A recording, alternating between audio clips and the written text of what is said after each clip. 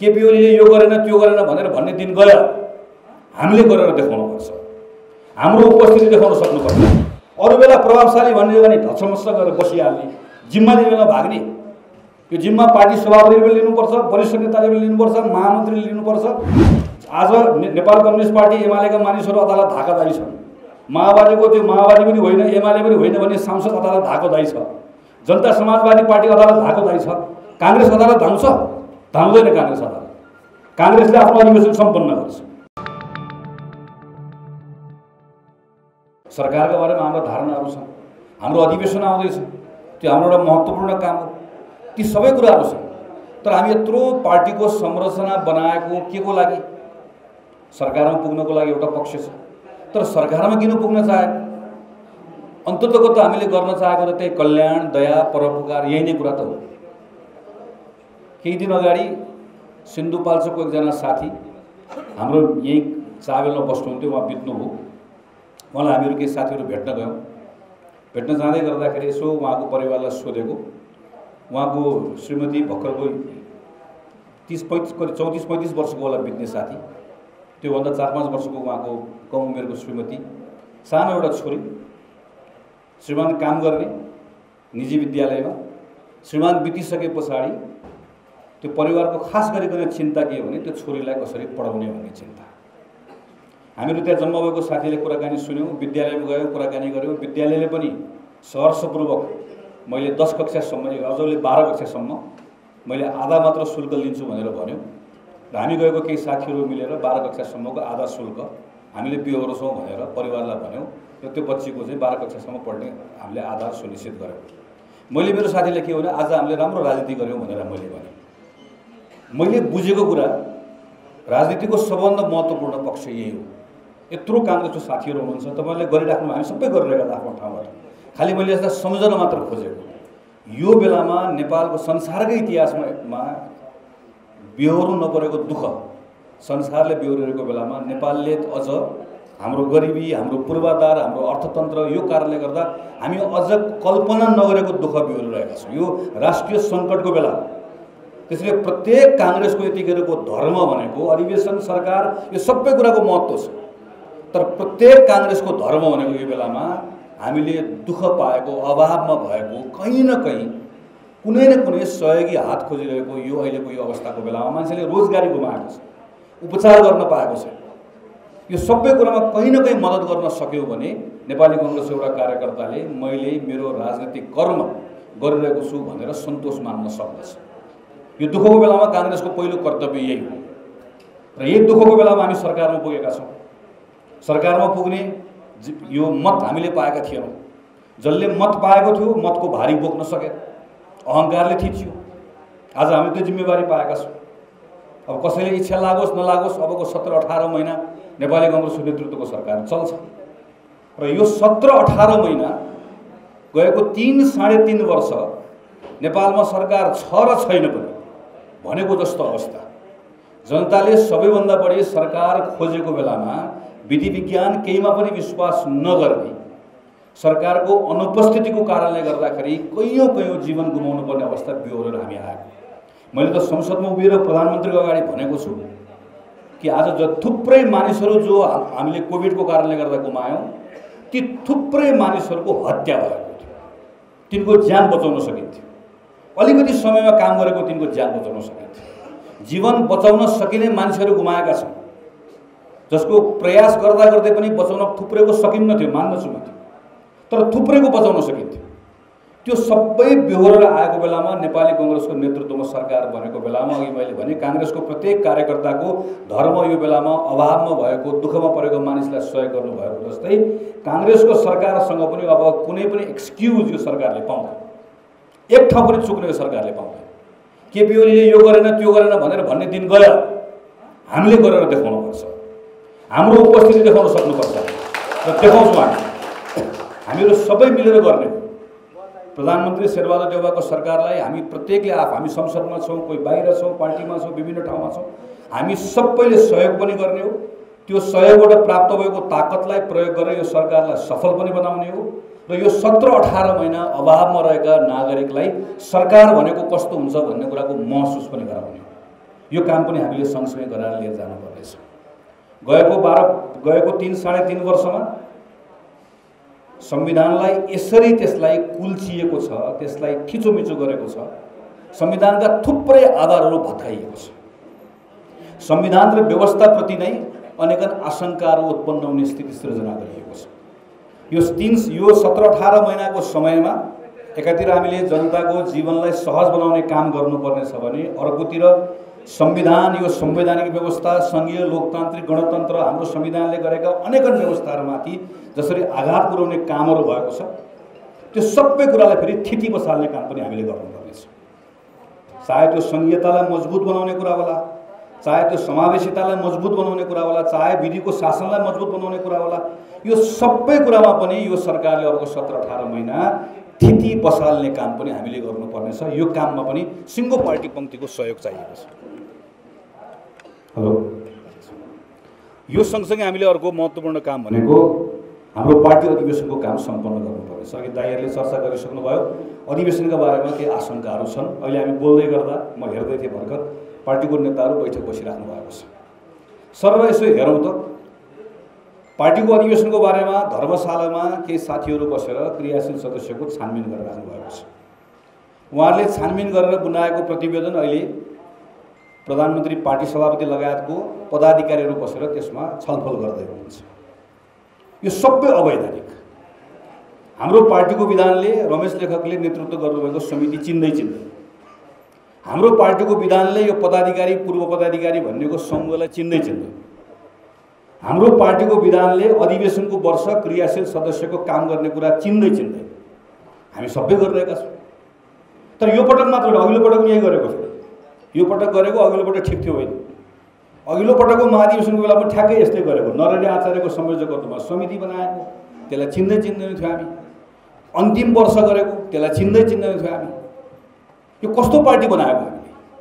जुन पार्टीमा हामीले एउटा विधान बनाएका छौँ, त्यो विधानमा भएको कुरा हामी केही पनि गर्दैनौँ, विधानमा नभएको कुरा हामी सबै गर्छौँ। र यो दोष म पनि त्यसको एउटा दोषी हो। म आफै त्यो केन्द्र समितिमा बसेर काम गरेर आएको। त्यसलाई सच्याउने कुरामा हामी कति लड्यौँ, हाम्रो लडाइँको परिणाम आउँदै क्रममा त्यो लडाइँको आफैमा महत्त्व भएको भएन, त्यो छुट्टै विषय हो। त्यसको मूल्याङ्कन पार्टीको साथीहरूले आफ्नो ठाउँमा गर्नुहुन्छ। तर परिणाममा के भयो? परिणाममा हामीले हाम्रो पार्टीलाई विधिसम्मत चलाउन सकेका छैनौँ। विधिसम्मत अहिले यस्तो पनि हुन्छ, पार्टी कार्यालयमा दर्जनौँ साथीहरू अनसन बस्नुभएको, जोसुकै होस्, जुनसुकै पक्षको बसेको होस्, त्यहाँ बसेको मान्छे त काङ्ग्रेस बसेको, के भनेर बसेको? पार्टीको सदस्यताको बारेमा बसेको। अघि हामीले देशमा थिति बसाल्नुपर्छ भनिरहँदै गर्दा हामीले हाम्रो पार्टीमा त थिति बसाल्न सकिरहेका छैनौँ। त्यसैले यो अधिवेशन पछाडिको मलाई सोध्नुहुन्छ भने अधिवेशन पछाडि काङ्ग्रेसमा के गर्ने भन्दा मेरो त जम्मा एउटा कुरा छ। काङ्ग्रेसलाई एउटा मन्त्र बनाउनुपर्छ। देश संविधानको शासन, संविधानको विधिको आधारमा देशमा संविधानको शासन चाहिन्छ, संविधानको सर्वोच्चता चाहिन्छ, विधिको शासन चाहिन्छ भन्ने काङ्ग्रेसले सङ्कल्प गर्नुपर्छ। काङ्ग्रेसभित्र पनि विधानको शासन चाहिन्छ। काङ्ग्रेसभित्र सबै कुरा विधानले जे भन्छ त्यसको अनुसार गर्छौँ भन्ने कुरालाई मन्त्र जस्तो बनाएर काम गऱ्यौँ, लगातार काम गऱ्यौँ, त्यो कर्मभन्दा तलमाथि गरेनौँ भने अर्को धेरै काङ्ग्रेसभित्रका थुप्रै समस्याहरूको हल त्यहीँबाट निस्कन्छ। तर मलाई यो पनि थाहा छ, फेरि अधिवेशन सकिसके पछाडि विधानमा के लेखेको हुन्छ? यति महिनाभित्र तिमीले मनोनयन गर्नुपर्ने छ। विधानमा के लेखेको हुन्छ? यति महिनाभित्रमा तिमीले समिति बनाऊ। विधानमा के लेखेको हुन्छ? महिनामा एकपटक बैठक बस्नुपर्छ। विधानमा के लेखेको हुन्छ? तिमीले कार्य सम्पादनको बैठक बस्नुपर्नेछ। यो अधिवेशन सकेको भोलिपल्टबाट हामी त्यो के पनि गर्दैनौँ। फेरि अर्को 3-4 वर्ष केही पनि गर्दैनौँ। फेरि 3-4 वर्षपछि अधिवेशनको वर्षमा यसै गरिकन जुलुस जान्छौँ, धर्ना जान्छौँ, भएन भनेर भन्छौँ। अनि काङ्ग्रेसभन्दा बाहिरको अर्को एउटा मान्छेले जसले आफ्नो घर सम्हाल्न सक्दैन, देश सम्हाल्ने ठुलो कुरा गर्छौँ भनेर भन्यो भने शिर निभाउनु पर्ने हाम्रो अवस्था छ। यसबाट बाहिर निकाल्नु हामी सबैको प्रयासबाट यसबाट बाहिर निकाल्नु। यो त्यो नभनिकन काङ्ग्रेसलाई विधिको शासन, विधानमा जे लेखेको छ, चाहे त्यो कहिलेकाहीँ झन्झटिलो होला। संसदको बैठक हेर्नुहोस् त, अहिले एकछिन 1 बजे संसद छ। आज संसदमा फलानले ढ्याप गरेर बोल्ने भनेर भन्यो भने पहिला हामी सभाको कोठामा बस्छौँ, 1 घन्टा गन्थन गर्छौँ, अनि संसदको बैठकमा आउँछौँ। आइसकेपछि हामी जराकजरुक उठ्छौँ। सभामुखले पनि यसो नदेखा जस्तो गर्नुहुन्छ, किन उठेको मान्यज्यू भन्नुहुन्छ, अनि हामी पनि उठिराख्छौँ। तपाईँहरूमध्ये कोही बोल्ने हो भनेर सोध्नुहुन्छ, ए फलानो भनेर माथिबाट हेरेँ, सबै मिलाएर हुन्छ। हामीले पहिला फलानो भन्छ, किन त्यसो गरेको, किन त्यसो गरेर भने त्यहाँ थिति बस्दै नभए ऊ पनि उठ्यो उसले पनि बोल्छु भने पनि त्यो संसद प्रत्येक दिन त्यो माछा बजार जस्तो हुन्छ। हामीले त्यसलाई मिलाएका हुन्छौँ। थिति बसाल्ने झन्झटिलो छ नि, त्यो हुन्छ हुन्न भनेको छ तर त्यो झन्झटिलो भए पनि प्रोसेस त्यस कारणले गर्दा महत्त्वपूर्ण हुन्छ। पार्टीको बैठक पनि आज पदाधिकारी र पूर्व पदाधिकारीको ठाउँमा बस्नुपर्ने को हो, काङ्ग्रेसको कार्य सम्पादन समिति भनेर बनाउनु पर्ने। अनि त्यो कार्य सम्पादन समितिले यो बिचमा सबै गरेको काम काङ्ग्रेसको केन्द्रीय समितिमा ल्याउनु पर्ने। त्यो कार्य सम्पादन भन्नेमा को हुन्छ? यही नेता हो। फेरि प्रभावशाली हामीहरू जस्तो कम प्रभावशाली होइन, ठुलो धेरै प्रभावशाली नेतै पर्ने हो। त्यहाँ उहाँहरू नै बस्ने, उहाँहरूले नै गर्ने। तर त्यो बनाउन पनि कोही तयार छैन। किन तयार छैन? हामीलाई बानी भइसक्यो। यसबाट नेपाली काङ्ग्रेसलाई बाहिर निकाल्नुपर्ने छ। यसमा हामीले काम गर्नुपर्ने छ। म पार्टीको यत्रो नेताहरू यहाँ अगाडि हुनुभएकोले गर्दा पनि यो विषयलाई मैले यहाँ उठाएको एउटा पक्ष हो। दोस्रो पक्ष, अधिवेशनको तिथिमिति धेरै तलमाथि गर्न पाइँदैन। हाम्रो संविधानले प्रष्टसँग यति वर्ष यति महिना प्रष्टसँग किताब गरेको छ। कसैले 0 आवर भन्नुहुन्छ, कसैले के भन्नुहुन्छ। कानुन जस्तो हामीले बजेटमा केही कुरा लेख्यौँ, बजेट भनेको कानुन। अदालतले के भन्यो?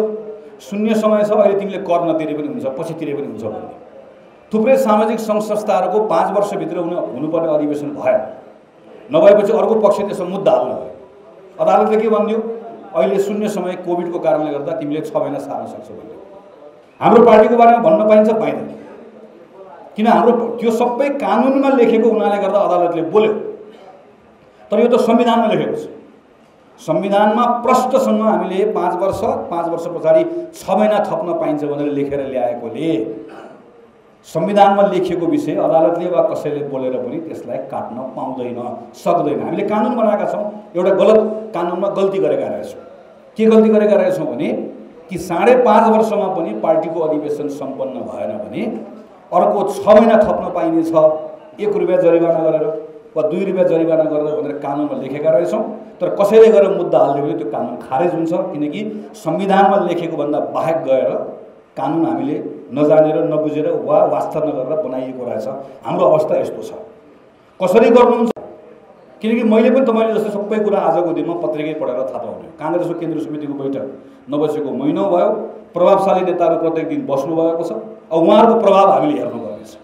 अरू बेला प्रभावशाली भन्ने भने ढचमस्स गरेर बसिहाल्ने, जिम्मा लिने बेला भाग्ने। यो जिम्मा पार्टी सभापतिले पनि लिनुपर्छ, वरिष्ठ नेताले पनि लिनुपर्छ, महामन्त्रीले लिनुपर्छ। सबै नेताहरू जसले यत्रो दिनदेखि जिम्मा लिनुभएको छ, छानबिन समिति बनाउनु भएको छ, समायोजन समिति बनाउनु भएको छ, यसको अर्थ जिम्माबाट भाग्न खोजेको होइन। पार्टीको सबलाई हामीलाई लगाउने काम सबै गर्ने। यसको अर्थ कसैलाई दोष लगाउन खोजेको पनि होइन। खालि यति मात्र भन्न खोजेको कि कसैले पनि यसबाट भाग्न पाउँदैन, कोही पनि पानीमाथि गोबान बन्न पाउँदैन। हाम्रो पार्टी एउटा खालको ठुलो वैधानिक सङ्कटमा पर्दैछ। काङ्ग्रेसले भोलि गएर कि हामीले अहिले कोहीले भन्नुहुन्छ अदालतले यो कुरा बोल्दैन। अदालत त्यसो त म उहाँलाई प्रश्न गर्छु, अदालतले बोल्दैन भनेर कसैले भन्नुभयो भने न्यायाधीशसँग कुरा गरेको? हिजो केपी ओलीले अदालतको बारेमा बोल्दै गर्दा सेटिङ भनेको नि हामीले। अहिले कसैले जिम्मा दिन सक्छ? आज नेपाल कम्युनिस्ट पार्टी एमालेका मानिसहरू अदालत धाकादायी छन्। माओवादीको त्यो माओवादी पनि होइन, एमाले पनि होइन भने सांसद अदालत धाकोदायी छ। जनता समाजवादी पार्टी अदालत धाकोदायी छ। काङ्ग्रेस अदालत धाउँछ? धाउँदैन काङ्ग्रेस अदालत। काङ्ग्रेसले आफ्नो अधिवेशन सम्पन्न गर्छ। त्यो अदालत भोलि गएर एउटा कसैले मुद्दा मात्र हाल्दियो, जितौँला मुद्दा, अनि हामी पनि झोला बोकेर अदालत धाएर बस्ने हो। हाम्रो पार्टीको वैधानिकता जोगाउने कुराको सन्दर्भ सङ्कट छ, अप्ठ्यारो छ। यस्तै बेलामा नेतृत्वले समस्याको समाधान दिने भनेको सङ्कटको बेलामा हामीले कुनै न कुनै उपाय खोजेर हाम्रो अधिवेशनको काम सम्पन्न गर्नुपर्नेछ। यो अधिवेशनबाट हामी नयाँ नेतृत्व लिएर आउँछौँ। म आज थुप्रै नेताहरूले चर्चा गर्नुभएको छ। मेरो रामेछापको सबै मञ्चमा बस्नुभएको, तल बस्नुभएको मेरो अग्रजहरूलाई विनीत भएर म एउटा कुराको आग्रह गर्न चाहन्छु। हामी अधिवेशन सम्पन्न गरेको केही समय पछाडि 3टा निर्वाचनमा लगातार जाँदैछौँ। स्थानीय निर्वाचन, प्रदेशको निर्वाचन, आम निर्वाचन। म जस्तो काङ्ग्रेसको माथि बस्ने मान्छेलाई यतिखेर रामेछाप भनेको तपाईँले मलाई सोध्नुभयो भने मेरो लागि रामेछाप भनेको 25 भनेको 25 भोट महाधिवेशन प्रतिनिधि। त्योभन्दा दायाँ बायाँ धेरै काठमाडौँ बस्ने नेतालाई यतिखेर के हुन्छ भने सभापति लड्छु, महामन्त्री लड्छु, केन्द्रीय सदस्य लड्छु भनेको मान्छेले यसो हेर्छ, यसले मलाई हाल्छ कि नहाल्छ, यसले मैले गर्ने भनेको 25। तर रामेछापमा काम गरेको नेताहरूको लागि चाहिँ 25 हो त।